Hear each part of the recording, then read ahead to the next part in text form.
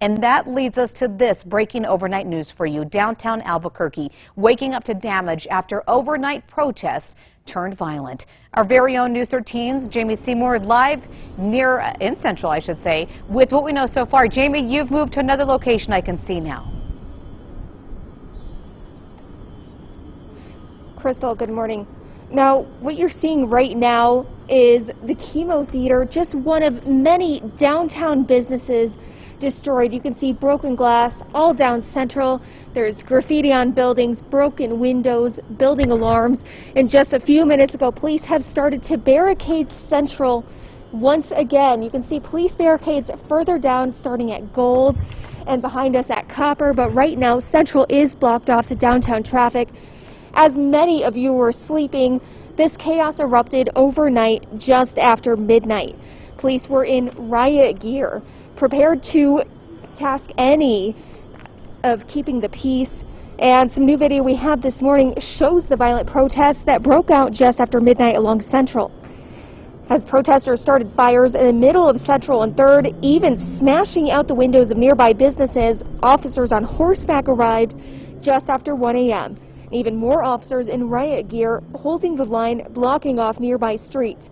At one point, officers in one area threw what appeared to be canisters emitting some kind of smoke in the direction of protesters, disobeying commands to leave the area.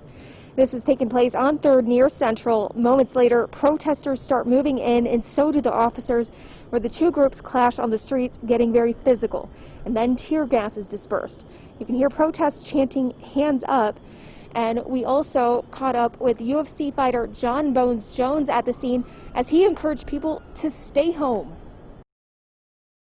Man, we live here. We all live here.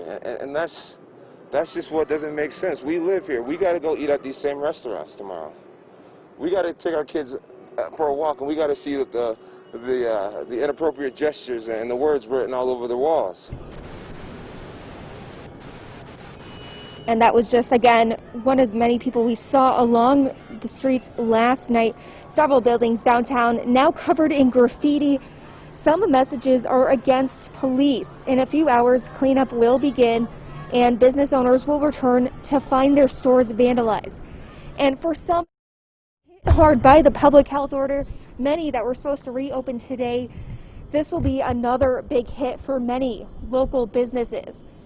At this point, we're still waiting for Albuquerque police to give us a call back to see if any arrests have been made. But again, this is the scene right now downtown Albuquerque this morning after overnight protests. This is still a very active scene. If you have to come in the area at all, please avoid downtown, especially along Central Avenue. Crystal, back to you. All right, thanks so much, Jamie. The image is very unfortunate to see this morning. Stay safe out there. No word yet on which group is responsible for the downtown protest turning violent overnight, but it is not believed to be those with the earlier Black Lives Matter demonstration that was near UNM, where things were peaceful as locals held a vigil honoring the life of George Floyd, hoping justice is brought for him.